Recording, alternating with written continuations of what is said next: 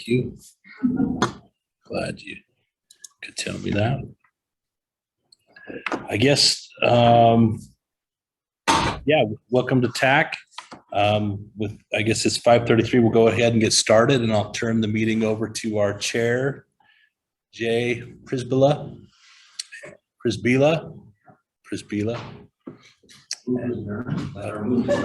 Well, we got an agenda here. We got a few items there. We probably should look at them before we hurry up and move to adjourn. Yeah. Get started. Yep, go ahead and start. Welcome. We'll review after the minutes. Everybody look at those. I'll second All in favor of approving? That passes. Any other issues? One up. I would probably ask, we probably should take a little time to introduce a few of the members. Marlon was a member and left, and now he's back. But yeah, we probably should take a chance to interview or everyone to introduce themselves. I can start. Sam Kelly, City of Orem, City Engineer. I'm Russ Verhoff. That committee member. What was your last name, Rose? Verhoff. And the microphone is on Sam's computer, so you need to. Kathy Turner, new member. Brittany Turner's wife, his replacement. Rebecca Buxton, I've been here a while. CJ Eaton. So you can see. Jake Brisbilla, likewise. Cheryl Marcus planner, but I'm the secretary for this. And I'm Marlon Coe. Sam, I think you were on the committee still back then.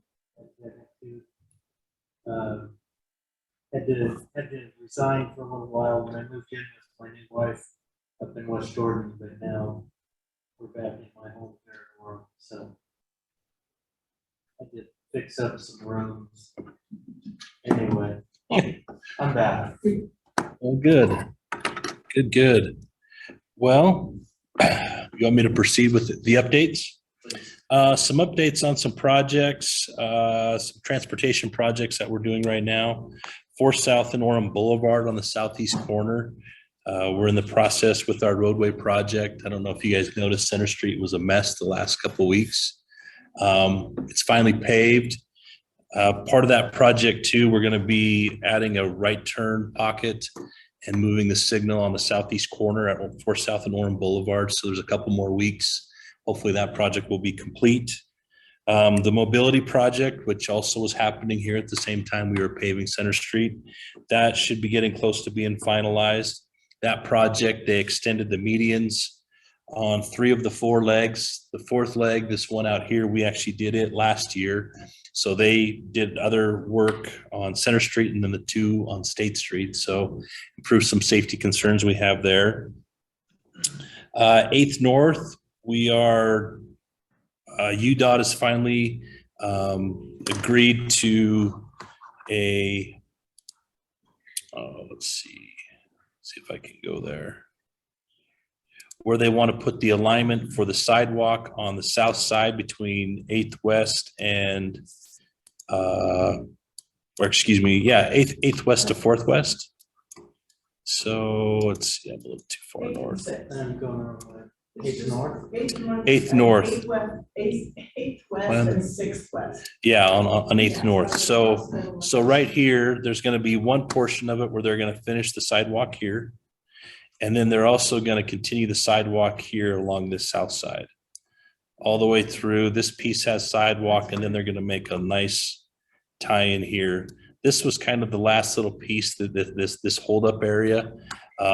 It's all UDOT property, but they've been allowing this business owner to park his vehicles there. So they're kind of wanting us to go out, us being the city, and have him remove his vehicles. And I said, I will gladly do that if it was my property, but it's yours. So you guys need to go do that. And then, so they finalized their alignment. So we'll be putting in some landscape improvements along there. 4th West and 12th South. Finally heard back from the church representative or their consultant that's helping them. And they're agreeing to the terms, our compensation for the property that we need there, as well as we're going to end up being about 4 parking stalls, and this access will be removed for that roundabout to be widened.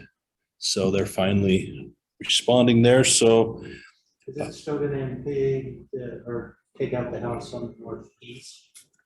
yeah, we've already purchased this home. So That'll be gone. yeah, we own it, but we are renting it until construction starts. So with this property acquisition happening, I will start the documents. We'll get the property here from UVU. The design then will just need to be complete. And then looking at our estimates, Rocky Mountain Power has 2 designs for the utility lines in this area. These overhead power lines, I can't remember what the estimate was to bury these lines, but if we have enough budget, we could possibly include that as part of the project. If not, then there'll probably be a pole right in the middle of our roundabout to suspend these lines.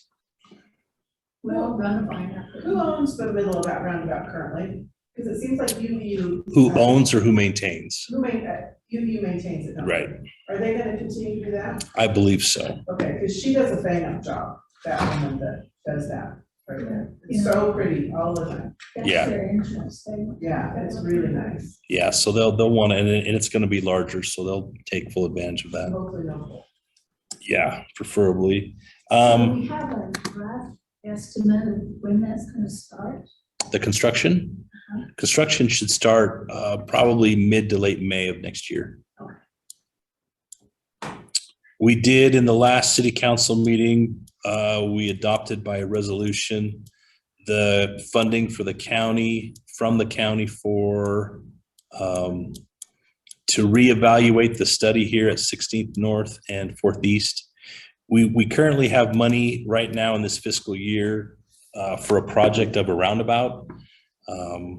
But we're going to take some of that money and reevaluate it to make sure that that's the right solution for that intersection.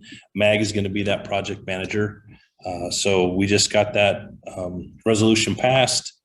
It should be, we'll execute the agreement with the county, and then we'll coordinate with Mag to select a consultant to reevaluate that intersection. So can I ask a question about that? No. Because we've looked at, no. Yeah, go ahead. We've looked at this for quite a while. Uh-huh. What about safety with the bikers with the roundabout? Because I have no idea. So bike lanes. It's not very safe. I mean, a cyclist is probably going to be better than a pedestrian, but when you cross at an angle like that, I just don't think that that's the right solution right there. The hard part is that there's not enough vehicular traffic, and there's almost not enough consistent pedestrian traffic, because I have a map, or I have some data here that shows the trail counter for last year. It looked like a total of 200,000 trips with the daily average of 578, which was down a little bit. So the biggest issues we have there is compliance. As we were talking about this prior to the meeting starting, it's just you have enough gaps with vehicles that if you're a serious cyclist or runner, you'll approach that intersection, you'll see you have a gap, and they just shoot it, right? So the idea is there a way to put in some sort of detection to maybe limit that amount of time so it's a few seconds and it trips? If that happens, is that very compliant? Is that something that we want to do? So Trips really fast. When I hit that button, it's green, I hit that button. I'll bet it isn't 5 seconds before the light trips. It trips very quickly. Yeah. So we'll have to see what happens. I mean, if it turns into more of a scramble crosswalk, or we need some additional signage, so when there is an active pedestrian movement, maybe we have blank out signs that say no right turn. I don't know, but those are some of the things that we're going to. Well, what it is too, it's not so much left, it's a right turn. If I have someone crossing and people pull up, they're not going to realize that there maybe is a ped there. I'd rather have a blank out sign that says no right turn. And they have to, because a lot of people are looking left and they turn and they're hitting someone, or they're coming across the street as well. So if that ped movement is active and that's what's called, maybe that's a solution to that too.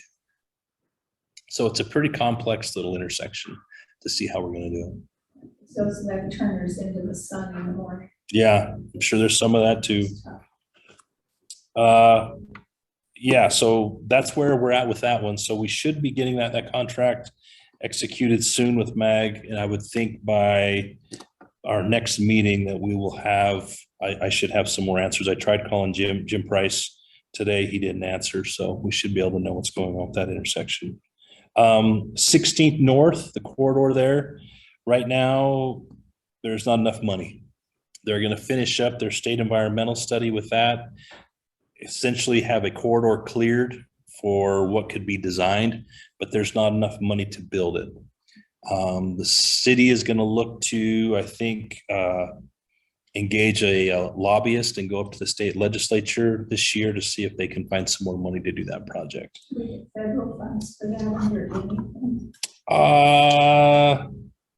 They're throwing around so much money. Possibly. I think some of that has to be, some of those projects need to be shovel ready. And it's not even close to design. They've just looked at all the environmental components to it. And so they kind of say, okay, essentially they're going through the process to say, okay, this is the area that you guys could disturb if you design it, but we don't have it shovel ready. Houses are cheaper than. No, I'm glad we bought them when we did, the 6 or 7 we have.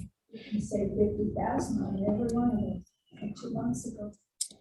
Geneva Road, it's another state funded project. It also is having some shortfall in some funding. It is a higher priority in UDOT's eyes than 16th North.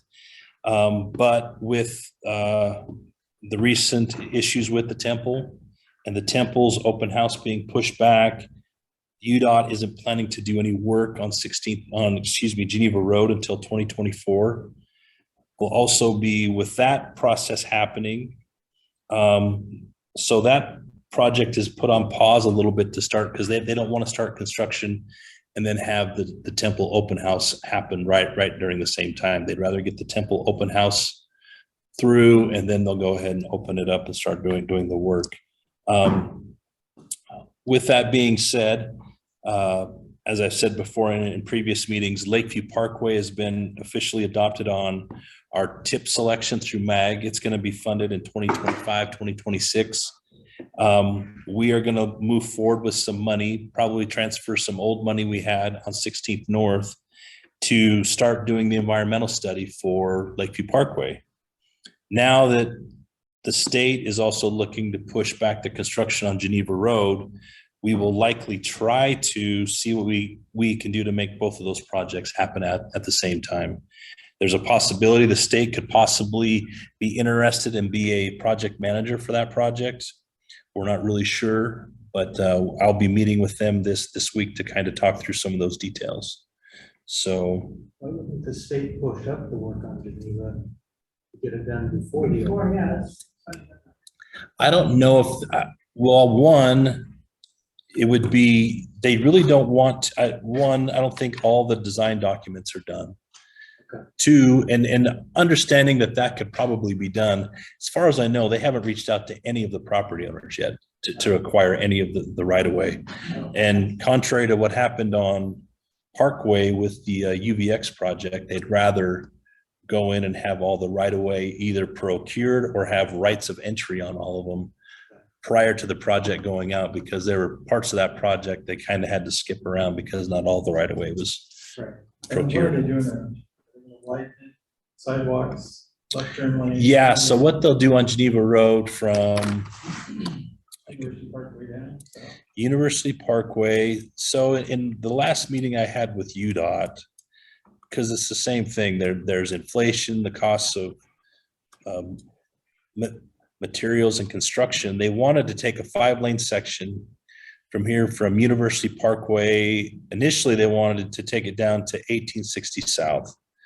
as they're going through all that, I kept telling them, hey, Lakeview Parkway is going to intersect Geneva Road roughly in this area here. So why are we going down that far and wasting the money? Well, as they kept, excuse me? From the south. So Lakeview Parkway is going to come up here from the south. And what'll happen is Geneva Road is going to curve down and tie into Lakeview Parkway. So there'll be an intersection built here, a signalized intersection. And what'll happen is you'll come down here with Geneva Road and you'll make a left and then you'll continue down this old Geneva Road. So they're finally looking at, okay, let's reduce the scope. They decide to come back at least this far with the 5-lane and then finish off the rest of the road with the 3-lane facility. But then as costs keep coming in higher and higher, now they want to at least, hey, how about if we just come through and we build the intersection for you and then you guys can match up into it. And that sounds great. And now they're thinking, well, gosh, if we can do that and you can wait to do yours, maybe we hire the same civil engineering firm to design all of it, get all the environmental done, and maybe we make it look like it's one project. And if we're going to make it look like one, then I'm thinking, why don't we just have it as one project? Maybe what we do is we will forfeit the county funding that we have for our project and give it to UDOT and then let them go ahead and manage and build the whole thing, which would be great for me. Is the county building like? No. So what happens is when we go to the MAG TIP selection, TIP is Transportation Improvement Project. There's a couple different accounts or coffers that we get money from. This one was funded through the county sales tax money that's set aside for transportation projects. So that's where the bulk of the money is coming from. Actually, all of it is. It's all going to be from that county sales tax dollar, the quarter cent sales tax that we get.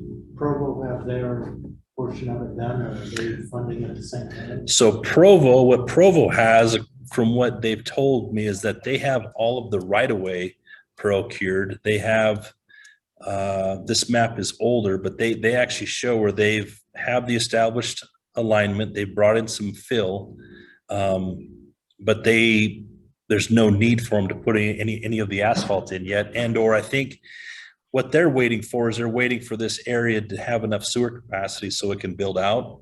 Right. And then likely the developers can come in and build their portions of the road. So yeah, but Provo's got all of the right of way. The only piece that they're really missing is they need a little portion of Sandy Morgan's property in here to connect 2000 South to Lakeview Parkway, but she doesn't want to sell it because the developer across the street, Mr. Jeff Mansell, kind of put his foot in his mouth and made her mad, so she's not going to sell. So they're kind of sitting there. This is another project too that I didn't have on my list too, but UDOT is currently building this signal. Right now they're having issues because for whatever reason, they did not have our water main on their signal plans, and they planned on putting their signal pole right in the middle of our water main. So now they're trying to figure out what they can do. We would prefer to have 10 feet of separation. It's a 16-inch water main. We really don't want to have that pole anywhere next to it. That's because of past history, because we have a water main that was right here. And when they rebuilt this signal, even though we had it marked and we knew where it was, they drove their grounding rod for all the signal equipment right through the middle of that pipe. It was a 12-inch water main and it was quite a mess. And we couldn't get in there with any heavy equipment to excavate. They kind of had to hand dig and hydrovac, and it was quite a mess. So we're holding pretty firm to 10 feet of separation. So they're trying to figure out ways to come up with some funding or some other things that, or relocate their pole to make it work. So that's kind of what's happening there.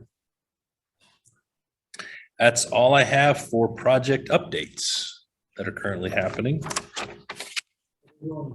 Today's phone, any meetings for center state.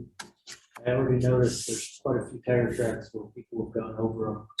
I'm wondering if just putting some more cones down for a couple of weeks would help people not drive over those because It sort of defeats the purpose. it defeats the purpose. It's not good for the car, but worse, you got tire tracks on their brand new cement That's true, it is. that's, you know, less than a week old. What about painting them? Does that help, like painting them a bright color? Yes and no. I've seen plenty that are painted that still have tire marks all over them, but I'll ask them. Drive for it, you know? I mean, it is a UDOT facility. I mean, they should have delineators on the ends of them. And I saw it here on this one. Looks like they cored in because they had to move that back. So they should be They've doing got the something. end markers and there's a few reflectors on them. Mhm. But people are so used to cutting either that left turn from northbound into the old Albertsons or coming out of the Albertsons, making a left turn to go northbound. Or coming out of Smith's and making a left turn to go southbound. So the Smiths, I think, should be, I don't think there's an issue with Smiths. The Albertsons, I want to say what they usually do, we typically don't paint them. What they'll do is they'll put, this is probably going to be too old, but they usually sign it like there is right now. If you go to leave the city center, this is going to be too old, but Yeah. they'll actually put a sign here. It'll say one way. Right. So, I mean, to paint them, I think is effective, but I know that they do some signage, but I can find out. I know it's not complete. Yeah. So the other thing I know down here at this end, there were some drums there on top of the meeting and we had them removed because it was throwing off our detection in the area. So I think Taylor was going to try, I don't know if he's fixed it or whatnot, but all of a sudden when those vertical devices were here, I think it was throwing off some of the detection. I saw a trailer go by and knock 3 of them into the next lane. So Yeah. everything's so tight now. Yeah. Yeah. So, and that's one of the things too with this project. I don't know how many of you were coming through here to this last week, but Only made that mistake one time. yeah, unfortunately I'm there Not to. every day. Sure. But I was having them reevaluate this median because I know they made it primarily for the stacking and the storage for this leftbound, this east to southbound, west leftbound storage. But it only left about 5 cars here. So I brought it to their attention and we're going to watch it, monitor it, give it a month or so to see if traffic patterns normalize and people realize that they can't go left there or left here. I mean, they couldn't go left. They can do left there, or they just need to realize they come down and do a right. But if there is something wrong, I think we'll come in and see if we can modify that and give a little more storage there, pull it back. Because I mean, and if this leftbound queue needs to be, or storage needs to be more, then I think we'd probably look at making this a through U type intersection and take away this left turn, so we don't have that stacking into this through movement. Oh, it should just be awesome. But I can ask to see what the end, what the treatment is on those medians.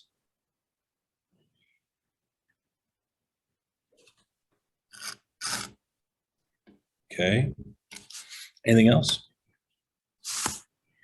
So the next item is the transportation master plan updated. Did everyone have a chance to look at it? I'm severely disappointed in you guys. Yeah, we all scroll. Oh, beautiful pictures. Oh, great graph. Oh, yeah. So of what you guys read and reviewed, did you have any questions, concerns? Because what will happen, the intent is for the TAC essentially to make comments if you guys have any, and then it's a matter of, do you guys support it, or do you guys give the city council a positive recommendation, you approve it, then I bring it to the council and they'll adopt it. And when I bring that forward, likely I'll have to have probably Jay, myself at the work session meeting just to kind of bring it forward to them, let them know this is what we did. And then it'll be actually officially adopted in a regular council meeting. But we don't really take this to planning commission. What happens is staff works with the consultants. We get it about 90% complete. We have a few comments. We give it to the TAC to look at, review if there's anything that we missed. And then with that being said, we make those corrections.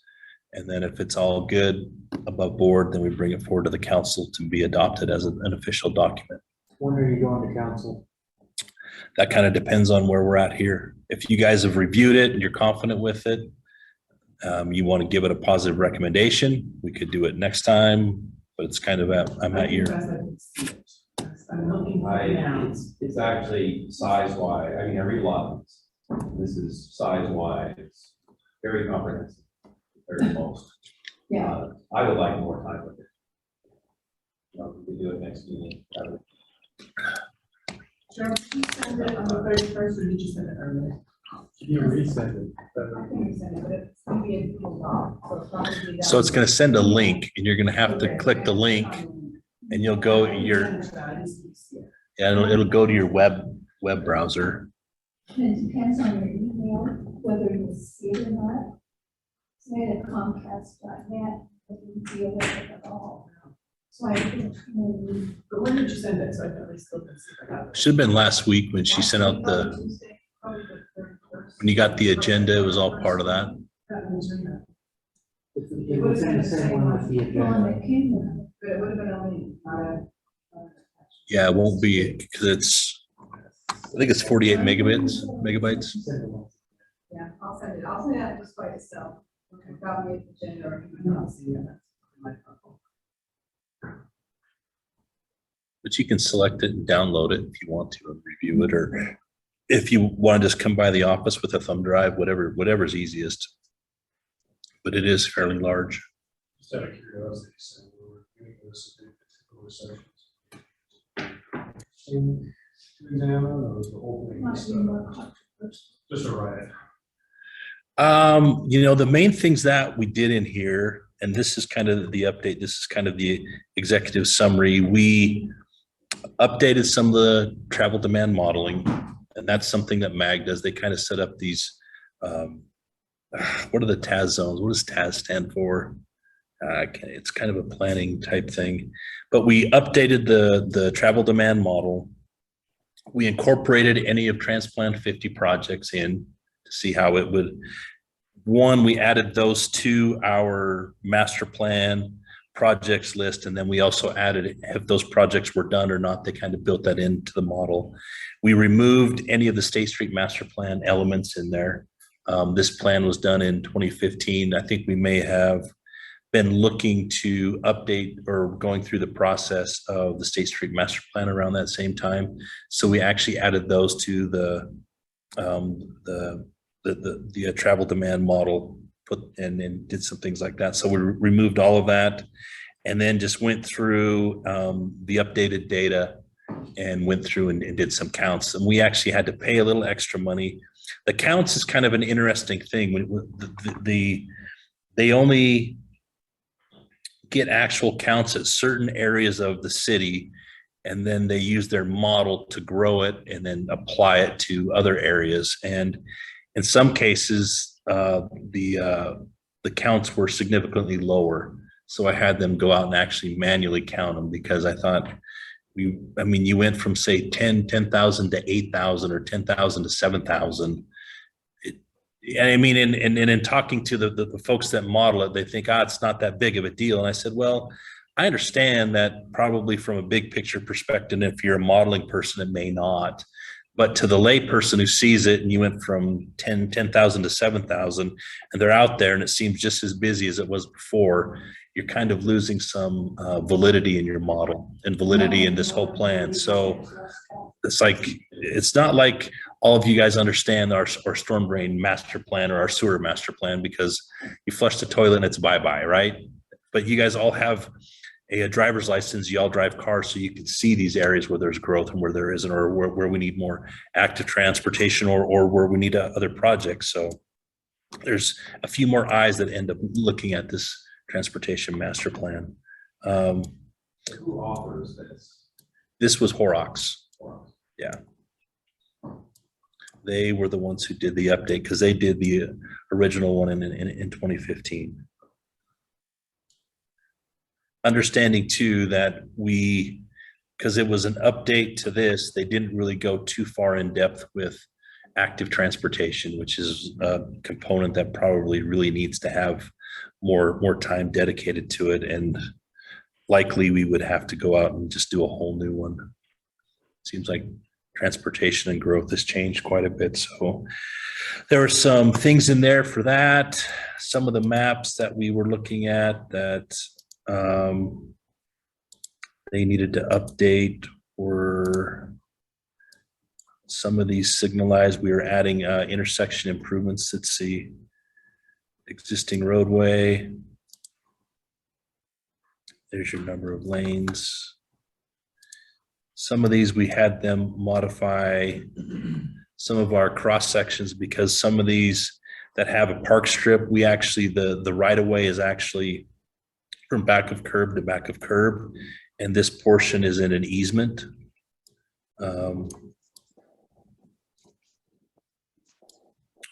There was some updates there. And then the other ones were some of the maps. Does any of these touch on new developments and sticking with codes as to the width of roads? You know, you get townhome developments and they build these tiny little roads. My son's a fireman and the fire marshal, and he said, so many in this area think they only need a road about like this. When you try to get a big fire truck down that road, you're in trouble. So does any of this talk about that? Yeah. So all of our roadway cross sections go through a similar vetting process, and this is part of that as well. I've spoke like currently right now I'm on a group that's representing city engineers, and we're working with the Land Use Task Force, Utah Home Builders Association, and they're trying to come up with a standard width for asphalt, because for a private developer, they feel like it's a little excessive if a city is coming in and for their local road, they're asking for 50 feet of asphalt. For example, this. For us, we actually have we have a sublocal street, which is 28 feet of asphalt. If you have an ADT of 800 cars or less, or we go to 34 feet of asphalt. Both of those, I've talked with our chief, Sanderson, and he's fine with them. So yes, I mean, although you go to the International Fire Code, and in there for a local road access, it states in there that they need 26 feet of width at the point of a hydrant. And then from that hydrant, I believe it's 20 feet, both north and south. But it's all up to the fire marshal and the fire chief as to what they want to endorse. So that's kind of where we're at with that. And that seems to be kind of a sticking point. The fire guys want something else because they're assuming that they have a big tiller truck, a big apparatus that needs to go down. They need to operate. There's that side of it, the public safety side. And then on the engineering side, it's kind of a function of the cross section of the asphalt. The width of it is really going to be something that's defined by what we have in that roadway for utilities, because sewer and water need to be at least 10 feet of separation. That's state law. You don't want to have a water main break or a sewer break. And you want to have water above sewer for obvious reasons, right? You don't want your sewer to break and your water breaks, and all of a sudden those are cross-contaminating. And then with that being said, then there's just the maintenance and constructability. You would like to have, on the center of that pipe, you probably need at least 6 feet of room to have your equipment in there, a trench box, whatever's going to happen. So for us, 28 feet of asphalt seems to be a really good sweet spot. It is a little narrow. If you were to drive up and down, I want to say, and you guys might be familiar with, it's up by Foothill Elementary. This road in here, this 1170 North, it's a sublocal road, but it's carrying obviously a lot more than 800 ADT. it wasn't designed to be a collector, but because of where it's at, it pretty much functions as one. The nice thing about it, however way you want to look at it, when there are cars parked on both sides, it's pretty narrow and it's a lot of friction, and speeds usually are a little bit less. The crazy thing is that when I look at this and I look at developers wanting, 25 feet of asphalt or 25 feet of a driveway surface, whether it's asphalt or concrete, it's not uncommon in the US to have roads that way. My brother in Texas, that's how all of his roads are. And you actually are approaching, you see a car coming, and if you have a spot to pull over, and you pull over, you let that car pass, and away you go. A lot of them, though, if they're that narrow, are gonna limit parking on one side of the road. Yeah, these ones, they don't. It's parking on both sides. And I think, Yeah, yeah. So, I mean, I've driven those roads where you gotta look for a white spot where Mhm. you can pass, Mhm. and it's obviously annoying when it happens. sure. Yeah. But I mean, there's a lot of positive things to it. I think one, it reduces your amount of maintenance costs. You don't have as much hard surface to maintain. Right? Two, the thought is you have more friction, so speed should be lower. Three, obviously, if it's congested and you're not getting around, then active transportation and mass transit is going to start, accelerating. So, but yeah, so those are some of the things. If you guys want to look at our roadway sections and roadway classifications, the reality is for Orem, it's not as big of an impact because we don't have that much raw dirt. And typically, if there's these little pieces that we're fitting together and it's 44 feet on one side and it's 44 on the other, we just marry them up as 44 and make it look the same. So we really don't have as many issues as other communities that have a lot of raw dirt.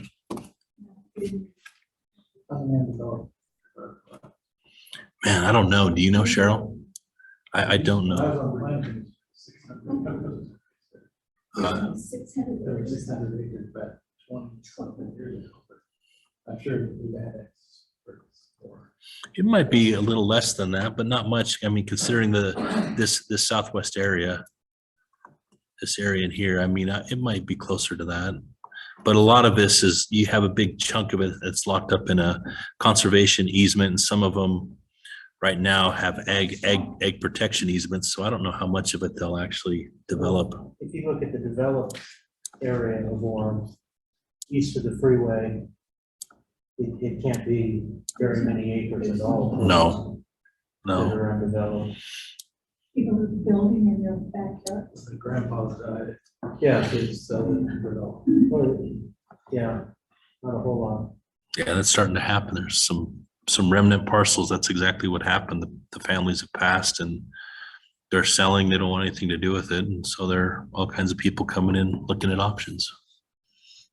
Ask Cheryl and I answer the same question 3 or 4 times a day. So what can we do here? Well, What about that 4 south and 4 west? oh, where the tank's going? Yeah, Yeah. that's a big, huge thing there, and it's gone now. Yeah. So do we have, before I go to those, do we have anything here on this? On the transportation mass? So you guys are gonna have another month to review, then we'll have comments. And in that meantime, if you have some, please go ahead and send those to me. And I can either answer those or find out where they're at, if there's specific questions, or I can have them addressed. And that way we can go ahead and by the next meeting, we can have all those things kind of buttoned up. Sam, can I say something to No. that? Thank you. Yeah. Thank you for being willing to go through that and to read through that. I know it's probably not the most exciting reading that you'll ever do in your life, but your insights and your thoughts will be, they carry a lot of weight. I mean, it's good to have as many eyes as we can have on these important matters. So thank you for being willing to take time and look through this proposed master plan and those changes. So I just wanted to say thank you, because I know it will take a little bit of time. And if there's a question or concern, please let Sam know, and we can look at it and get that resolved. Okay. That is Jeff Lamson. couldn't be here in person. So he's our city council representative. Sam, you're supposed to say the voice from above. Well, but it's Or the voice below. but it's coming from below, Jeff. I don't know what else to say. Okay. Well, I can't argue with that. And one concern I was just thinking about is, we haven't been talking about the traffic lights. Now, do we have any control over the traffic lights in the city of Orem? Yeah. On which road? Yeah. So with Here comes that blinking yellows. And how many accidents have happened in an intersection before they put in a steady green all the time? With the left turn? Yeah, it goes north and State Street. I won't even turn there. I turn at 16th North and go on that way. Had too many neighbors hit at that intersection. That I'm just wondering. who So- controls those? where are you? What is the movement? It's that State Street. So you're And turning so east or you're west? And so you're going to be going south and east, or you're coming north and going west. So right now, it's just And the you never- permissive, Yeah, you don't have rarely, the protected time on it. yeah, you rarely get a solid error. I mean, you're gonna have 4 cars in there, and they have to been there for a long time, so that the little whatever it is figures it out. And people are whipping at 50 coming north, and that's a bare, and all of them, I don't even have a silly. Well, it allows more. I think I know. I think it allows cars to move. Having the protected time before you get to the permissive time, I Yeah, think is helpful. yeah, I think that ought to be mandatory, there should be a solid for whatever amount of time, and then go to blinking, instead of just blinking on it. But that one's handled by the state, right? Because it's on. And that's why. I'm They saying- are, but we can go in and do some things too, because I know we've adjusted the timing here. And we can obviously talk to the state to see what we can do, but yeah, the primary movement on State Street is north and south, Oh, I know. and they want to move cars. And And they're going fast. I think I have a map here. I think there's it's either 30 or 40% of the traffic on State Street is passed through. So it is, and it's a challenge because it's not just on State Street, it's on 8th North, because I can, in the middle of the day, I'll be on Main Street and I'll approach 8th North and I'll sit there for 2 minutes Right. and I can actually turn right, go across the lanes, do a U-turn and come back and go right, and the lights still won't change. But it's just how they want to set it up. So it's a philosophy, right? And I don't mind if you have that heavy movement and there aren't the gaps. Hey, let's get those people out of here. But if we have the gaps and we can do it, let's try and make it safe. So I can talk to Taylor about those and accident rates. I'm just glad I got Jay here on my commission, so he's not my expert witness. What's that? I just wondered if there was some kind of rule that. There is, To a certain- but I can, and what I can, did I have Eric Rasband come to this meeting before Yes. with UDOT? Last time today. In June? Yeah, so he was here and he can kind of talk philosophy and do that again if I need to. Any other issues? General issues. How far do we go on the south? That project is doing sidewalks, part of our stuff. Yeah, that's in front of Costco from 4th East to 8th East. We have 0 traffic control out there. No signage, no detours, no sidewalk closed. Yeah. Nothing. Yeah. That the other day, over at Stephen Farm. I'm glad I conquered that.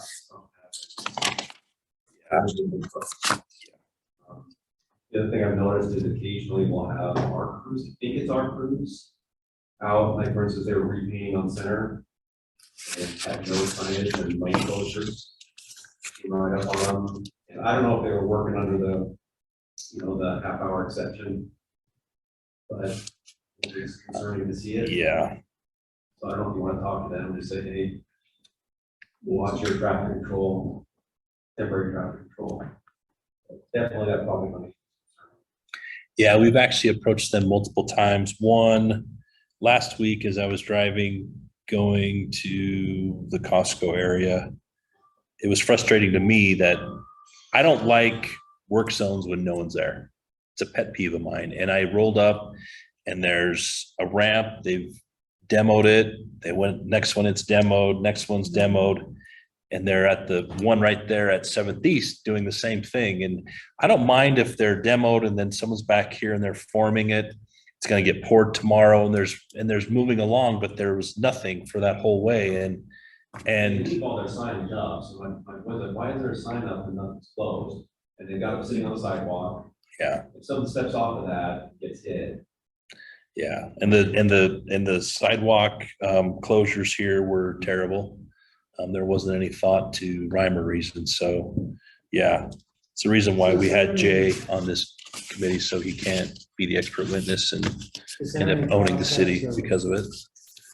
taking that into account when you bid out for your projects? Yes, there are traffic control plans. This one, and that's the thing is I'm not directly involved with all this. I have people that I assume are doing this. If But they yeah. put in a traffic control plan and it gets approved, In the but that bid. they actually do traffic control, follow their own plan when they're in the construction. That's what I mean, if they put in a plan that says they're gonna put signs in the middle of the sidewalk and we approve it, we being the city, then it's on the city. Well, I guess to back that up, we don't actually approve plans.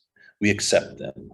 And we accept them on the fact that they will install them per the current MUTCD, which is the Manual of Uniform Traffic Control Devices. Right. So really, we're saying, yes, what you've done looks correct and true, but the reality is it's on you out there to make sure that you're doing it correctly and that you're putting it up. Now, when we roll up and we see that it's wrong, just like we would if we were in a construction zone and they didn't have a trench box, Right. essentially we're accepting that what they've done is substandard and we haven't said anything, but we should be correcting them.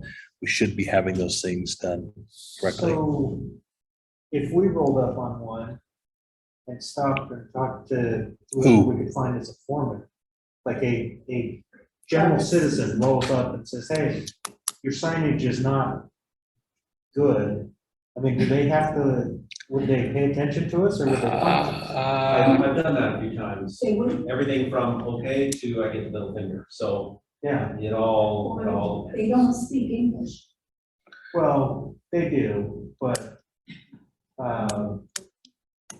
I could speak Spanish to them and let them know too, if that became the case. But to your point, Kay, I mean, sometimes they pay attention. I mean, I saw a sign in our office one time that was to clean up water and prevent unnecessary falls. I'm like, are there necessary falls? Really? That's gonna be your attitude?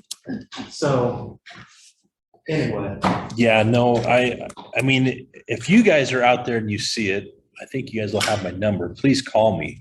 Tell me, hey, you need to go check these guys. I don't think that's right. Our public works crews are the worst. And I'll say, I don't get it when I go out there and I see the little stack of 12-inch cones and they're gross and dirty and they're leading you around, and or they have the sign that still drives me crazy is men working. I'm like, man, that hasn't been in that MUTCD for years. They still pull it out. I'm like, really? One, I don't know. Well, I always question, are you really working? That's what I always ask them. It's like, come on, guys, you're city crews and you're standing around. It doesn't look good. Besides the obvious that there might be a female on the crew. But anyways, so yeah, 8th South. And that's the thing too, is we've tried to, with our roadway project, use an RFP process where we can select contractors that perform. But we found out this last year as we looked into some of the law, because it's funded through B&C road funds, we don't actually have that luxury. It's actually written in there. We have to go with the lowest responsible bidder. So then it's just a matter of, So we got to identify the responsibility Right, is where it comes to. so they, hopefully that can factor in. Yeah. Use that word responsible. Yeah. So that's probably what we're going to have to do, because it is annoying. So the overall project is under Kilgore Contracting. And then they've hired out WPI as their sub to do all the concrete work. Yeah. Oh. I feel like I need to defend the city workers. We had some sidewalks replaced in front of our house and along our street, and they were really good. and really No, they fast. are. They are. They're very good and they're very fast. It's just that they aren't used to working on Center Street. They're used to, if they go in on a local road where it's lower traffic, there's a few peds, there's not the cars, someone can walk around. That's what they're used to. Yeah. When they get on Center Street, they feel like they're still on 200 North. It's like, no, it's totally different. You got cars approaching 35, 40 miles an hour. We need to have something set up, not just for the traveling public safety, but for their safety. Yeah. Because they're out there, and I've watched our own guys, they're so used to being in traffic, and they're right next to that drum or the vertical panel. It's like, look, you got people that are traveling way too fast in this area. You guys got to set something up to make yourself safe. And I'd actually asked Jay, I did a lunch and learn a month ago on traffic control. And I didn't teach him what I taught our own staff is like, look, the main reason we do traffic control is for safety. That's what it's for. It's for the people working, for their safety, and for the traveling public. Now, there's certain components to it. There's your advanced warning, there's your transition, there's your buffer, your work zone, and your I can't remember what the end of it is, your termination zone. I mean, you got these zones that you're supposed to set up, and they're set up by signage, speed, spacing, and all that. But mainly, it's always about safety. There was a contractor that wanted to go out into 8th East, and they had to pipe burst across from the Maverick at 12 South. And all they wanted to do is shift traffic over. It's like, well, look, it's posted 40 miles an hour. Your buffer zone needs to be at least 320 feet. Now you're into a signal. We don't want people speeding up to a signal to taper over. You got to transition that back further and then get people over for the left turn lane. These guys aren't used to doing that. They're thinking it's excessive. And I'm just like, look, you got to make it safe. You got to be clear on what you're doing. And you're in 8th East and you're on a Sunday. We're letting you do it on Sunday because there's no way that I could let you do it during the day, during the week. And I mean, and we're looking to change our fees. If folks won't want to do that, that's fine. But they're going to have to pay a substantial amount of money to close a lane. Because I get it. I mean, I would like to have contractors doing work during the day. It's better light. If they have problems with parts or equipment, they can go get that real quickly and it's rectified, but it's going to have to come with a cost too. It's going to be very expensive to close lanes. And I do that on purpose so that one, because it's a lot for us to go through the effort of looking at the traffic control, making sure it's right. But then two, I want the contractor to have all their ducks in a row so they know what they're doing. They're going to set it up. It's going to be saw cut. They're going to trench down. They're going to do the work and backfill and be out of there in a day. I don't want to have someone who has maybe done this once or twice and they're out there for a week. I mean, that's just not going to cut it. So that's my traffic control. It's like 4th East, you know, that new housing development by the high school. Yeah. Took those guys 3 weeks to dig that. Yeah, we're not even going to go there. We're not going to go there. How long does it take? What like that? They've had to install their sewer twice. I'll just put it that way. Yeah, they thought they could catch grade and they didn't. They had to tear it all out after they're a couple hundred feet into it. So yeah, that's been, thankfully they're out in the field and they can figure out what they're doing, but it's been a pain. Yeah, the tank project. Is there anything else on the master plan? We're good with the master plan. You guys are going to review. We'll come back next time. Everyone's going to have reviewed it. The tank project right now, we have demobilized the drill rig. It's not, the well isn't complete. We drilled down to 950 feet. We found water. We have the screen ordered. You probably see that all there, the casing and screen. It's ready to be installed. As they were going down, they got down to about 450 feet with the reamer. So we have about a 17.5-inch hole that's punched down to 950 feet. Now they're going to come back with a 23-inch diameter reamer, and it'll just follow down, ream out the hole, and then they'll start putting the casing and screen in. When that happens, that annular I know, sir, you always pick up the wrong words. Around that casing, what they have to do is they have to put a gravel pack around it. And it's a specific type of gravel that goes in around there. It can't be any material from around here because around here we have too much sandstone and limestone and some other things, and it's not a very good rock aggregate. So the aggregate actually comes from either Colorado or California. And the first load of it that came in was too dirty. There was too many fines. So we had to reject it. And they tried to get other material from Colorado that was closer, but they couldn't get it to meet spec. They looked at Michigan. Michigan couldn't get it to within spec within a certain amount of time. So they went back to another supplier in California. So we're probably now 4 weeks out, and they'll get around to making that aggregate because it's got to be kind of a rounded, not so much a pea gravel. It's kind of a pea gravel, but it's got silica in it or no silica. I can't remember which one it is. It is, but it's a more robust rock, not necessarily a granite, but we don't have any around here. And it can't be a fractured face because we don't want it to go down and lock. We want it to flow down and get to the bottom. And then they'll come up to the bottom of the protected aquifer, and then we can start developing our well. But So they'll. it's gonna be fed by a well. Yeah. So what's gonna? Yeah. So right now there was a drill rig there. It's been pulled off. I can't remember where it went to, but we're going to be getting another drill rig in from Wendover. It should be here within a few weeks.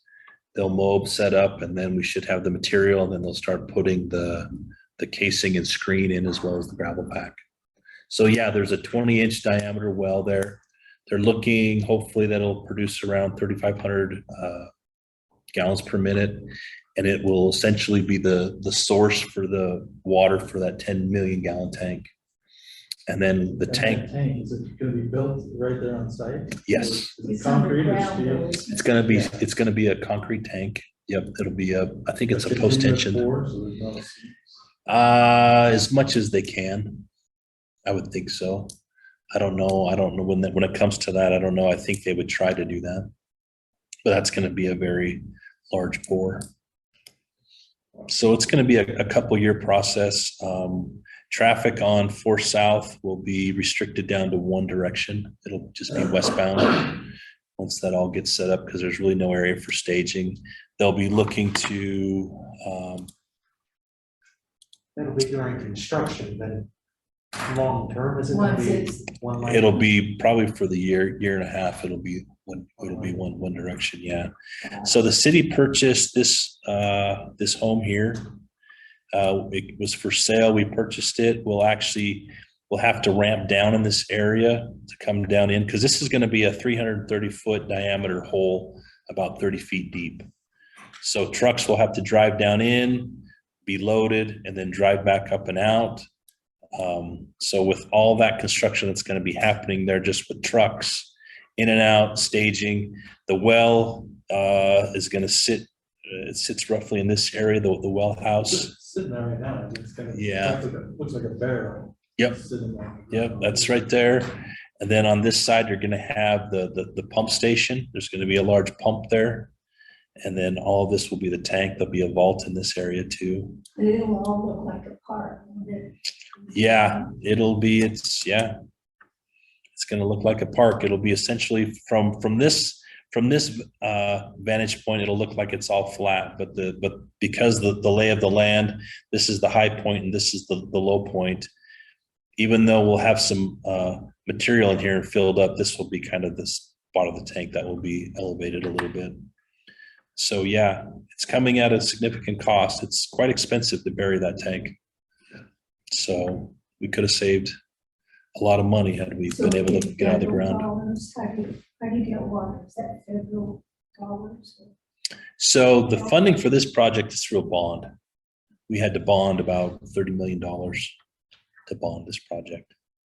You So mentioned this, you're gonna have incredible truck traffic with school. Yeah, we were talking.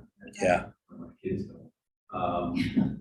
What are they gonna do to make sure they don't get out of school to go get all those trucks going through? so we'll have to have Jersey barrier all along in this area to isolate that staging. Likely we'll have to put it along this side too. to generate, to make sure we have that safe corridor in there. That's where they do get custody. Yeah, and that's the thing. We've talked that through, and it's like that's going to have to. We're going to essentially only have about a 16 to 18-foot lane. So I don't know. And we've talked to the school about, hey, is there a way that you can So you have- put all your staff parking in here and they do your pickup and drop off here?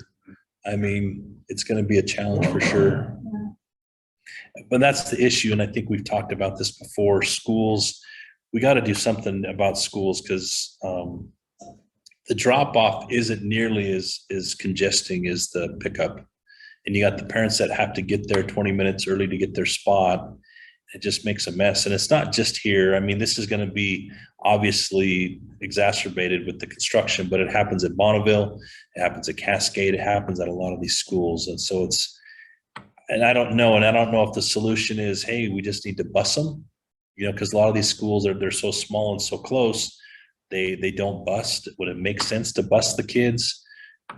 I don't know. I don't know what the solution is. And right now, I think staff and Alpine, we could work together towards a solution. The problem is right now we're in the middle of this. Do we split or not? So I don't think it's as if they don't want to work together. They're just probably wanting to know, do we need to? If it's going to go away a different direction, then that's going to be someone else's problem. So, and it's not just an Orem thing. I'm sure schools all throughout the district have the same problem. I see it in My daughter's school Springville. in California has this problem. Yeah. It's just So I Yes, they're mean, like 20 minutes, 30 minutes early. yeah, kids used to walk. Yeah, we should just go back to when we were kids and had to Yeah. walk up. That's those more my steps. concern is my kids do walk home, and I mean, I Yeah. got a crossing guard. Yeah. Crossing guard before, so Yeah. that's okay. and but, crossing guard here. yeah, Are you, so you're south of the school? we're south. So they've got to get across, yeah. They got to cross both, so we're southeast, so they got to cross. But there's a crossing guard there, so. Yeah. And we do have that intersection plan to have a signal in there eventually too. Before this construction starts? No, we'll wait because we're actually going to develop a little bit of a right turn pocket here.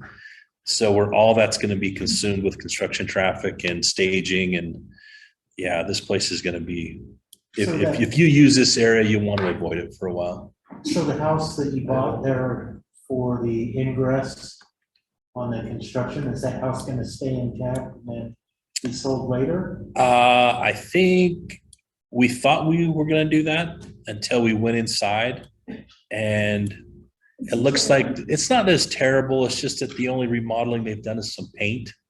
So it looks like, hey, maybe we'll just use it kind of as a job trailer. At least that's what Lane Gray is our capital projects manager. The thought was initially that we could obviously just utilize the front, kind of mothball this house, keep it the way it was, Right. and then we can turn around and sell it. But we're looking now like maybe we can use this as the job trailer, where we can have meetings or whatnot there. And then when it comes time, we would take this, probably demo it, and then sell it as 2 lots and get some of that money back. Or use it as part of the park, whatever. But I mean, I think the thought is right now that we could either have two lots. There's parking for that part. So, and that's the thing that's been kind of there's going to be some parking here, but I mean, really, it's a water facility being masked as a park. I mean, you're going to have a path that goes around it. You're going to be able to access the top of it, but it's not like it's a play surface. It's going to be rock. Facilities.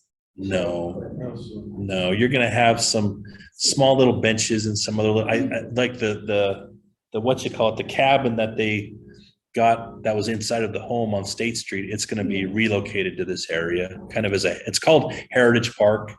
So it's really just kind of a passive open space with a tank right in the middle of it. So, and then unless, Mr. Farley, we initially had this parcel here and we had first right of offer if he decided to sell. And he just didn't quite understand what that meant.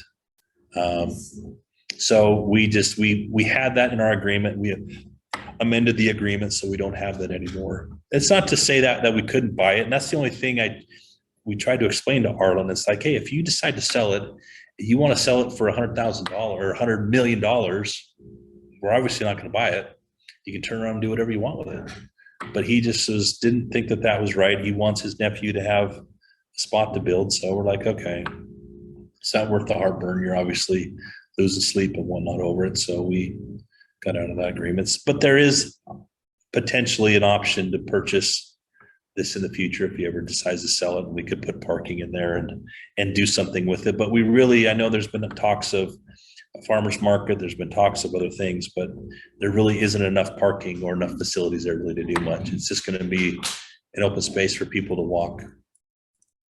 See, the top of the tank is gonna be, there's not gonna be grass over it.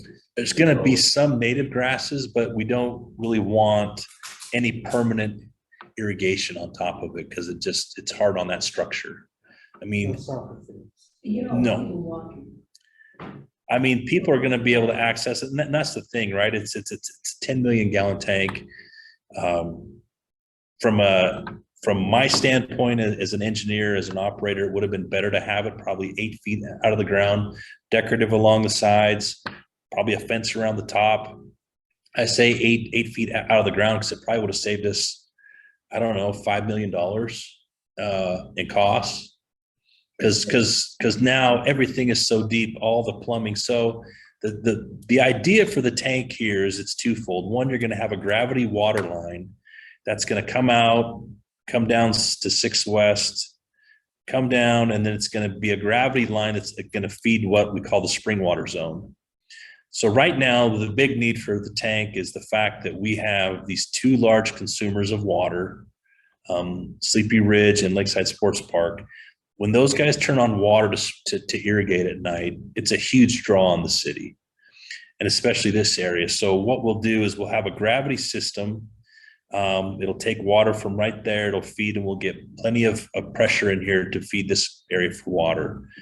Then this big area in here called the central zone, you won't have to necessarily break pressure. So a little tutorial on our water system. All of our water feed comes from the northeast, and it comes down and it flows here to the southwest. And you have about 2 pounds of pressure for every 2 feet of elevation, you have about a pound of pressure. So you're dropping a couple hundred feet by the time you get down this lower end. So we have to have these different zones, and at each one of these zones, we have to have a pressure reducing valve. Pressure comes down, and right before it gets to that vault, it might be at 120, 160 PSI. We don't necessarily want that into your house, right? Because you're going to be blowing your water tank, you're going to be blowing your faucets. So it goes to these valves, it breaks that head, and then it'll peel off, and maybe it starts at 60, and then it goes across that whole zone, and it breaks again. If we can maintain pressure in this central zone by feeding it through this gravity feed, without having to break that zone, that means the people in the central area, Jay specifically, his pressures will stay up.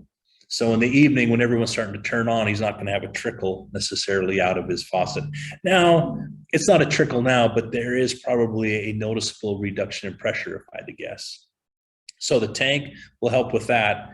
There's a pump station there because if it build out, zoning changes, we have higher densities and there's more of a demand, we're actually going to have a pump system in there that's actually going to pressurize that whole central zone and keep those pressures up. So that's the other component to it, is you're going to have the tank, a booster pump station, and then the well. But the well is going to directly go straight into the tank, and then the tank is going to go ahead and feed essentially that spring water zone. The tank is also there with the capacity, and that booster pump, if need be, then it can boost that central zone too with more water. So it's going to be quite the little setup right there. And the renderings for both of those buildings look like barns. So it's going to be fairly aesthetically appealing, the booster pump station as well as the well. So there's going to be a lot going on there that a lot of people won't understand what it is.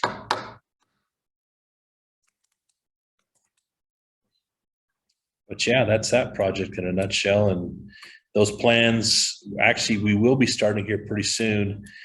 There's an irrigation line that's running along the south side, and we're going to look to relocate it probably within 3 weeks, 4 weeks, and start putting it in along this north side.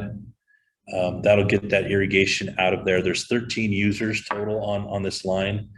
And regardless if you're upstream or downstream, there's always going to be water in it. So we don't want to have that flowing into our work zone. So we'll move that to the north side. And then Just that portion there? just this portion here, yeah. It's already on the north side of the road. The irrigation line actually comes down and then comes at an angle. So we'll just take this southerly portion here that's along this frontage, relocate it here to the north. And then that way irrigation can be running next year. Because we thought about taking all those users offline and giving them a culinary connection, but it'd be too costly and take too much time. So we're going to relocate the line to the north side. And then that also gives the well, because as the well is being built, the casings in, they have to develop it. And when they develop it, they're actually going to fire up the pump. They're going to do some other things, kind of like a big old plunger. And they're going to draw the water from the aquifer and kind of clear out all of the mud. So when they drill it, they actually have this snotty material that goes down to kind of keep that hole. Because as you're drilling with that, you have the drill bit and the shaft above. You need to have some sort of a substrate there to hold that hole in place, or it'll collapse. So they have this drill mud, they call it, which looks like a snotty, slimy stuff that is essentially coated all the way down. So they'll ream all of that, still putting some of that there. And they got to clear all that out and make sure that the well and the aquifer is cleared. And when they're doing all that, they're going to have to discharge that water. So we'll be pumping a lot of water into that irrigation ditch, which will just go out to the lake. A lot of good, clean water. So, yeah. Anyways, we got to talking about tanks and waters, transportation. We came to a transportation meeting and a water meeting. I know, exactly. Yeah, but look what it's gonna do to the transportation while it's going. Yeah, it's going to be a mess there. Put Oh, in the I paper, tried do the not other go on intersections. Northwest Yeah, before I'm there south. every day. And it's crazy. I mean, Not I don't- there every day, but I'm there. we didn't realize, I mean, it's a 4-way stop, and our fence here, this sound barrier's been, our fence is here and it's been hit twice. Every time I go through there, someone's going through it. Yeah, I just don't, I've almost been 10 times in the last 6 months. yeah. People just blow it on 4. Oh, South? Yeah, 4 south. Half, I don't know, half. Off, people just blow that. You just go through the stop sign. Yeah. Oh, yeah. Then we can stop. Yeah. I mean, I don't, if I'm going eating on 4 south, I would look 10 times before I go. It's, I have so many near misses. Yeah, I near the Geneva Road. Like, are you They don't even kidding? know. He didn't, I don't know what it's. yeah. There's always been stop sign. I What's the don't, I big don't deal? know. I don't know. What's so hard about that? They Oh. just, And and it's the not, next it's one not over, like eight where they put the stop sign and I called Sam. And, Yeah. let you know what's up, but that one was because it's new. And a lot of issues. Yeah, I'm new and I can see what there's, that's I don't get it. Oh, Get it. Maybe it needs to flash then. Yeah, I just wrote a note here. I want to look at the accident rates there and see if we need to put a flashing stop or something. I mean, it seems like there's not I mean, accidents, they say but by I the just see time- people going through. Yeah, I don't I'm know, there if every you're day. gonna have one lane here soon, and then you're gonna put well, I don't know how soon. you're gonna signal after that. but if it's the other directions, maybe, yeah, I don't know. But it was just puzzling to me. I was like, why are people blowing through this and blowing out the fence? I mean, I get it at a signal, I guess. Even at that, I don't understand. But So they're westbound and they wind up taking out the fence? yeah, or it's just a function of, and I don't know if it's young drivers, not to put anyone in a category. It's young drivers. They don't understand the order of, Nobody around here understands stuff. No. I mean, it's like they, all of a sudden, they all decide to go at once. And I think that's why. This guy never even stopped. He didn't even slow down. So is it mainly the east-west? It's the east-west that I've seen the problem with. Yeah. And you're not gonna get to the corner with people coming from the south. No, Somebody has to somebody's blow it turning left. in order to get to that. Yeah. fence, Right, so you have people blowing it east-west, and I can, I don't know how many times I've seen that. For people, and I'm talking like 30, 35. They don't even look up, man. They don't even know what they did. They're just. There's a lot of traffic going north south. Yeah, but it Yeah. doesn't seem to obey. It's that. You think they're It's on the east-west, I huh? don't know. Is it any time of year, specifically like when the sun's where it's at right now and I kind don't of, know. No, it's not a sun issue. Yeah, No. it's a- It's just. You put Not big paying screens up attention. there to block the sun. yeah, I don't know. Which is funny because it's, you've got the 3-lane, it Yeah. changes, it's obvious there's an intersection there. I don't have a good explanation. Was I talking to you about this? Because I know in where I live in Springville, I used to always I was like, Paul, how do you guys end up chasing squirrels the whole time? Now I see why. But like, I mean, they actually moved the stop sign out into the roadway. Oh, Right. wow. What a hoot. But the thing is, it's not like it's down a lot. It's right there. And I wonder if I even talked to Taylor, because there's that one that I looked at, and then the other one that is always sitting in the middle too is this one right here. See it there. Yeah, I mean, it's just, Wow. It's right That's there. not even on a break one. I wonder if a sign is a four-way stop ahead or something. I mean, I've seen those occasionally. Are there signs that say stop figure it ahead? out. I guess so. no, I mean, and that's the thing is I don't know if it's that's why I was wondering, is it time of day and are there people parking there? Because obviously, is there a lot of queuing though on the south side? They're probably all on the north side because they don't want their kid to cross the street to get into the We car. queuing in the afternoon, but it's, obviously if someone's blowing it, they're not queuing. Yeah, no. Well, but I didn't know if there's enough cars parked here. It's not there. It's not What's funny visible. is, The ones I've seen, if I remember right, they're almost always westbound. Westbound. Yeah. Well, I know I got a call from a guy on, Which would make sense if the fence getting taken out. so just not seeing this one. I wonder if that tree's in the way. That pole, still. 4 times the size, that's the answer. Yeah, then it's hanging over the sidewalk, and I'm gonna whack someone in the head. Do we have any hanging four-way stop lights in Orem? Hanging stoplights? So not a, Lights in the center. just the 4 red flashing lights, not a Like you see yellow, in, green, red. the rural communities where they have that little, Right. Yeah. I just saw it, but yeah, I haven't seen, we don't have any of those in Orem, no. Is it something we would consider in situations like this? Could. Those are only in Alabama. You have an intersection there, no? It will not What's that? be on something You have on an that, right? intersection. Yeah, it's gonna be signalized, but I mean, Eventually, right. but it wouldn't hurt. I mean, it wouldn't be hard to set a pole there and hang it if that helps with compliance. That's what I'm wondering, just hang it over the middle of the intersection with a Mhm. 4-way During. flashing light. That may help people notice it. I wonder if sometimes you see corridor consistency issue, right? So they're coming from state, Forum Boulevard, have signals, and they kind of expect that they're gonna be signalized, the Right, important ones, and then when they aren't, they're not expecting.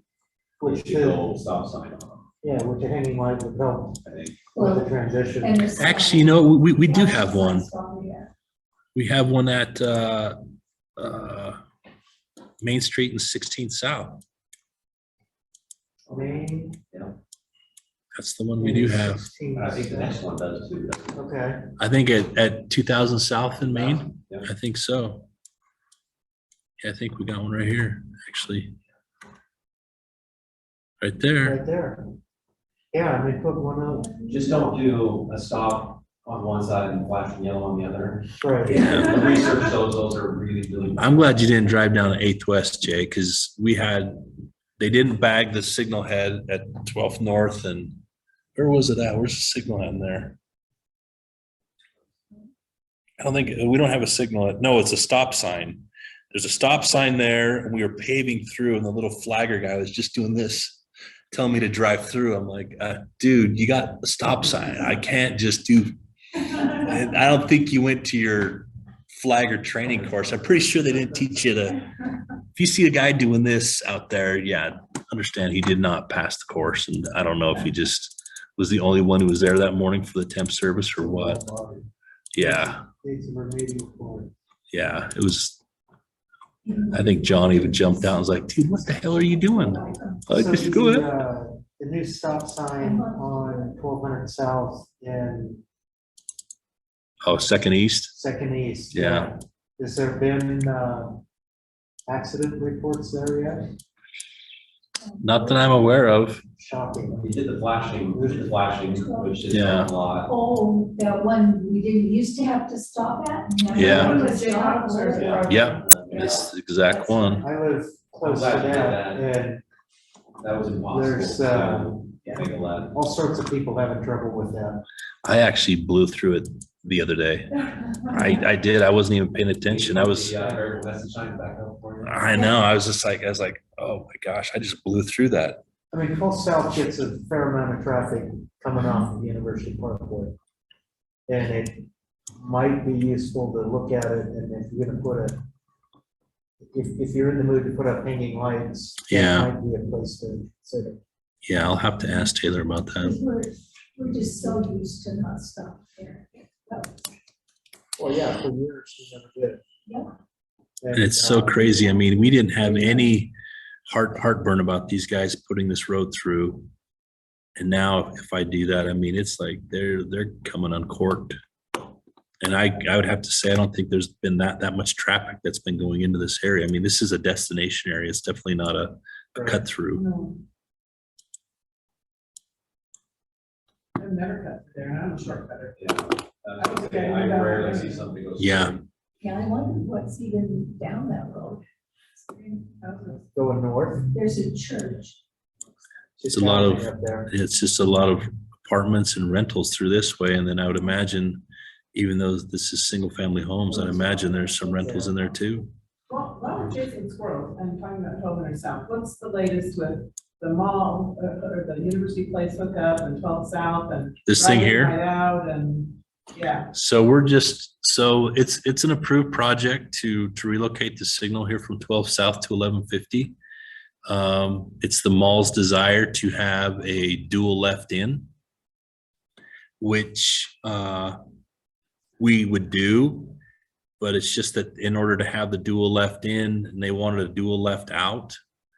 And for that to happen, they, being the mall, Woodbury, needs to purchase the right of way in order to make that happen. They kind of thought that the city and UDOT would exercise our condemnation rights, but it's not our intersection. It's essentially for them. So we're kind of at a stalemate. So the owner of Me Ranchito and the mall are just at a little bit of a stalemate till one of them sweetens the deal. So until Relocate, you're leaving 12, or you're gonna get rid of the. no, we're gonna go ahead and relocate this signal from 12 South and move it to here. So Which would right- right So access. 12 South would. Curve up and go. You'd have to turn you'd have a median. south. Yeah, you just, No left turns off. Yeah, no left. right, Correct. correct. Wow. No left turns there and no And no signal. through Mhm. traffic. Go through. Right. So for me to get to Trader Joe's, I gotta go the other way now. Oh. I mean, and Yeah, go up. and- Shops them all, I'll tell you. well, no, it's actually UDOT would, if UDOT would do it right now because it, 12 South is too close, right? yeah, it's way too close for traffic operations. I mean, you look at 200 East is this far away. It would at least make sense to make it go back that far. Right. UDOT at one point was willing to go ahead and pull the trigger and make this a grade separated interchange too. But the mall didn't want to do that because they feel like they would lose too much visibility. All these people driving by. So Parkway would have stayed on top and State Street would have dropped down, at least in the one concept that we looked at. But because the mall didn't support it, or I should say Woodbury didn't support it, they just said, okay, well, wallow in it for a while. And when you guys are ready, then we'll come and do it. But yeah. Some people don't know what's good for them in the long run. Well, that's the thing. I just thought it's like you guys kind of missed out exactly because in my mind, you drop if State Street drops down, it's like I would think that you guys could negotiate a right in. You know what I mean, and give them Yeah. a different direct access. They kind of don't look at the big picture and on what they can or can't do. They just kind of feel like, oh, UDOT, if they've screwed us in the past, they're going to screw us again. So they don't do anything. And it's like, well, you're really hurting all of us because there is a lot of traffic that goes through there and it'd be nice to minimize that congestion. The median on APs in front of the Maverick there, on the east side of the mall, Mhm. that median could stand to be extended because you got all sorts of people, and I'm not gonna say I've done it, but. But you're not going to say you haven't done it either, right? What I wind up doing is turning into the bank, turn a U-turn in the bank parking lot, and then come back out on APs. But there's a lot of people that try and make that a long, make the left turn and then make the U-turn around the median. So I don't know if there's room to extend the median and make that less desirable. For folks to come out of Yep, and make a right-hand turn this. and then make a U-turn. Lots, see that every time I go to that intersection. No, excuse me, intersection, somebody's trying to do that. Yeah, these guys have access off of 12 South, so I don't know. That's probably maybe these guys or maybe the Maverick was. Well, they're essentially cut that off, so I don't know why we couldn't just take it all the way to Well, they're there. trying to get to the Maverick, or they're trying to make Try to go south on APs. Really should shut off the exit right there, straight to as well south. For Zion's Bank. Well, that one that's, to the right, the one that's coming out. Right at the bottom of your, Yeah, Yeah. right there between Red Lobster. Red Lobster. This guy. Close Yeah. that, Just close the exit and make it go as well. make it a one-way in so they can right They hit the light turn in. and go anywhere they want with the light. Right, Yeah, because it's just their own traffic that's going to be driving through there. Better to come on home. yep. Yeah.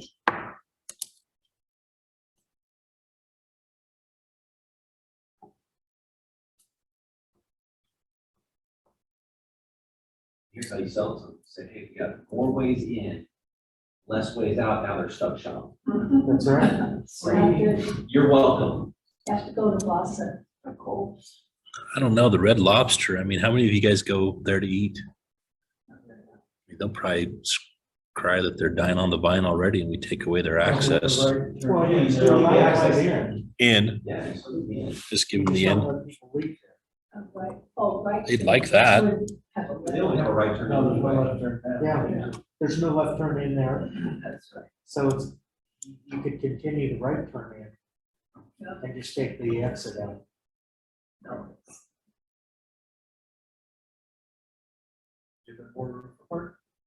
Exactly. Yeah, I'd either do that or I'd just extend the median, just wouldn't even mess with them. Since they're already restricted and it's just the U-turn movement, I'm just gonna extend it. That way Marlon can't do it unless you make it low enough so you can get over it. No, I'll still go up to the bank and turn in and make my U-turn. No, I would figure out pretty quickly that 12 South is a better option. Yeah, When I'm in the parking lot, it's like, where's the nearest exit? And yeah, I want to take that. But as I sit and look at this now, every time I go to Kohl's to return an Amazon package, Yeah, I'm going up to 12 South at this point. that's the only reason why people go to Kohl's. Yeah, Kohl's actually, Kohl's does better than you think, certainly better than the Fred Meyer did. So, Their pricing system is what's killed them. if anything, it's a hard place to get into regardless. mhm. Yeah. Any other items to discuss? Let's see if I missed anything on the future. North of those, what we call those apartments that take all the parking at Costco. Is that a parking structure? No, it's gonna be, More it's apartments. a mother, yeah, I think it's called Devon 2. I was hoping to put apartments. There's a Quench next to the quick quack, and on the other side is McDonald's. Yeah. What's going on? McDonald's? What's that? Quench it, it's like a. Quench it's a soda spot More soda. Yeah. You know, So I McDonald's went is to better. Branson's on my. and a McDonald's. And the only thing that anybody knew about Provo and Orem out there was that we like our soda pop.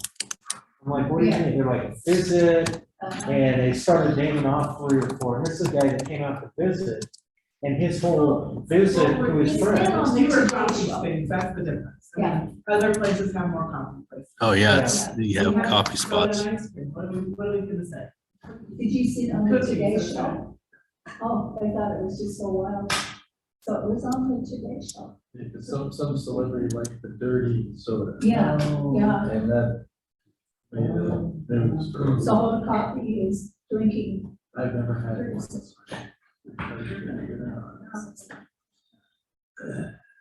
So McDonald's is on which? On the corner there. On the other side. Yeah, I was gonna try and pull up the parcel maps. You guys get it. Quick quack is the entrance and then McDonald's. Yeah. And then- So right here's gonna be, Quenchit's gonna be here, and McDonald's will be right there. Car wash in the big O. Oh, that's just what we need. That's gonna make crazy. More traffic. And that. That is gonna be insane. I was gonna say, when on a Saturday and Just don't Costco go. is selling their gas, just forget Yeah, that. just don't. Well, aren't Yeah. they moving a gas station? So Costco, yeah, they do have a site plan that's approved to add to this, but in speaking to them, their site plan was just about to expire. We told them, we wouldn't, we can extend this, but the reality is you have issues. And they're like, yeah, we're very aware of our issues. So we're working with their leasing. And I was trying to see if I could pull up this county parcel map to kind of, I think they are. it's interesting how, because this parking up in here is actually not Costco's parking. This is mall parking.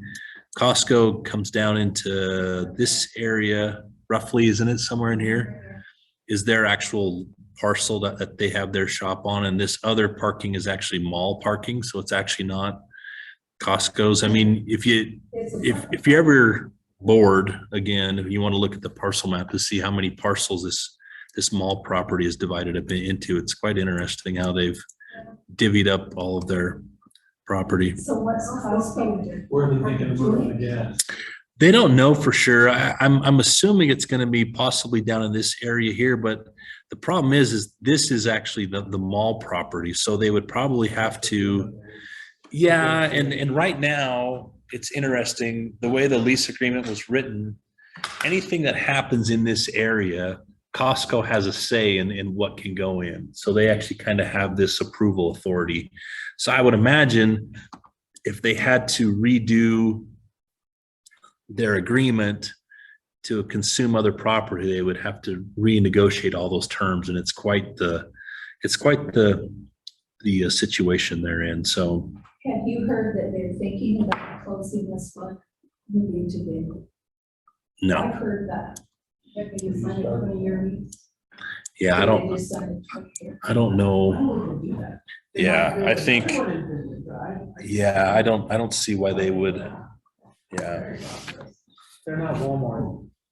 Well, it's just Walmart that abandons the buildings parking left has and right. become such an issue. I don't think, I mean, that's the thing is, I mean, it's all relative, right? I mean, if they're going to do that, I mean, when you look at this map, there's plenty of parking. It's just that That's not a It's- Saturday. Well, I mean, yeah, but That's that's not not their Saturday. time, you just don't go there. yeah, I think a lot of people are just throwing, unfortunately, a great time to be there is Sunday. I know a lot of people may not believe in that, but if you go there on a Sunday, it's easy to get fuel and it's easy to get in and out. So it's up to however you want to look at it. But I mean, they do have adequate parking. And I mean, for them, they'd probably rather have it full. Love that map with the Costco bakery right in the middle of the gas. Yeah. station. I don't know why they put that right there. Was a big, it is. The other little project that we'll be doing to a design project is we'll actually be finishing this roundabout. We'll actually design one. It won't just be striping. So, That's the Mountain View. yeah, South of the rec center. yeah. backside. I mean, as far as I know, it seemed to operate pretty well, really. For only having what's there, it seems to function pretty well. We'd only look to make some of these more permanent What are those structures. green triangles and red triangles. Is that just These decorative? drawings.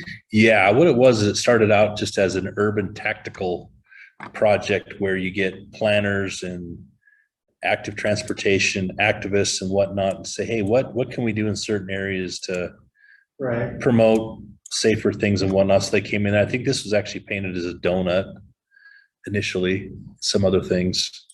That painting on the road though, I can imagine myself driving by that going, what was that? Yeah. And then having an issue. Yeah, so we'll actually look to put in more hardscape features in here and get it more up to compliance. They drive home by there. It looks like dark purple. Yeah. Are those the school tennis courts or the city? Or city codes. It's city property. School has rights to it. Yeah, it's a complex agreement we have with Alpine School District and all of our facilities. There are courts, they participate with, I think, some of the maintenance or something, but this is all land and water conservation grant property. So. Yeah. Anything else? Any other questions?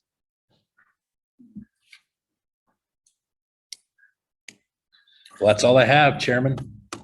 Very much. I move to adjourn. All in favor? Aye. Passes. Any opposed?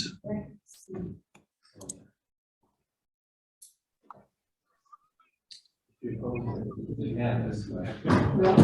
Nope, we're good. We're good. Hey, thanks, Jeff. I think he went home. I mean. Thank you, Sam. That was a great meeting. That was probably one of the most informative meetings I've been at. So thank you. You're That was welcome. awesome. And I have another question that's not related to any of this that I'll shoot you in a text here a little later. Sounds good. But it's about some property west of Geneva Road Okay. and the future for that. So awesome. Thank you so much, everyone. Have a great night. Yep, you too. Take care.